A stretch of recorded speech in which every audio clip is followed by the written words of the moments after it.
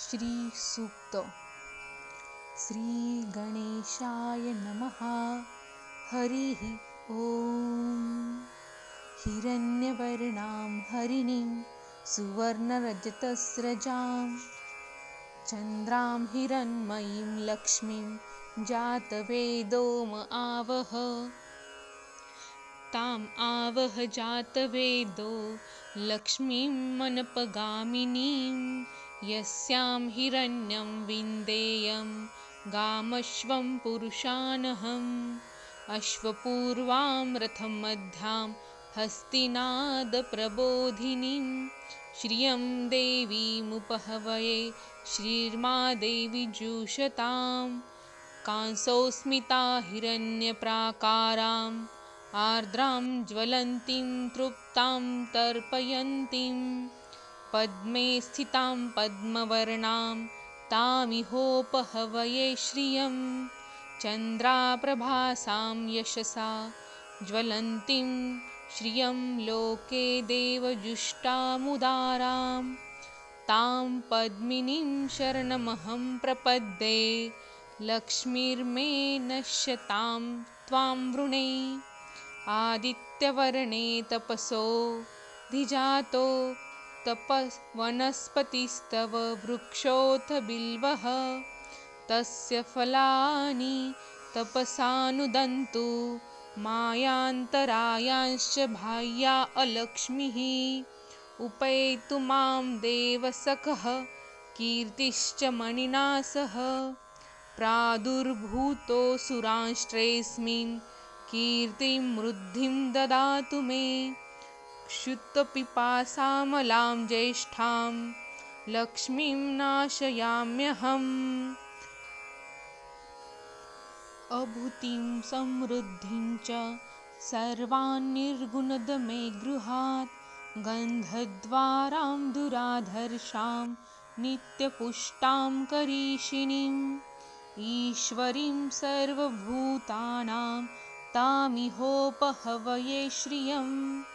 मनसः काममाकुर्तिं वाचः सत्यमशीमहि। पशूनां रूपमन्नस्य मयि श्रियः श्रयतां यशः। कर्दमेन प्रजा भूता मयि सम्भव कर्दम। श्रियं वासय मे कूले मातरं पद्ममालिनीम्। आपः सृजन्तु स्निग्धानि चिक्लितवस मे गृहे। निचदेवी मातरं श्रियं वासय मे कुले। आर्द्रायः करीणीं यष्टिं सुवर्णां हेममालिनीं सूर्यां हिरण्मयीं लक्ष्मीं जातवेदो आवह।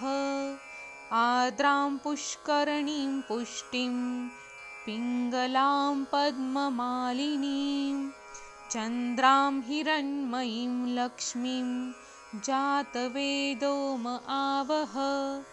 ताम् आवह जातवेदो लक्ष्मी मनपगामिनीं यस्यां हिरण्यं प्रभूतं गावो दासोऽश्वान् विन्देयं पुरुषानहम्।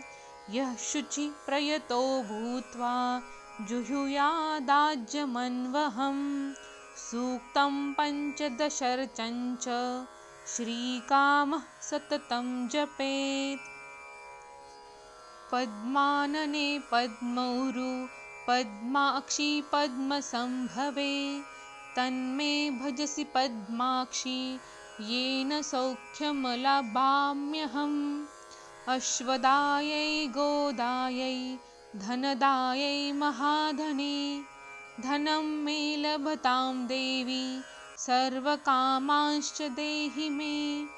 पद्मानने पद्मपत्रे पद्मप्रिये पद्मदलायताक्षि विश्वप्रिये विश्वमनोनुकूले त्वत्पादपद्ममयि सन्निधस्त्व। पुत्रं पौत्रं धनं धान्यं हस्तश्वादिगवेरथं प्रजानां भवसि माता आयुष्मन्तं करोतु मे।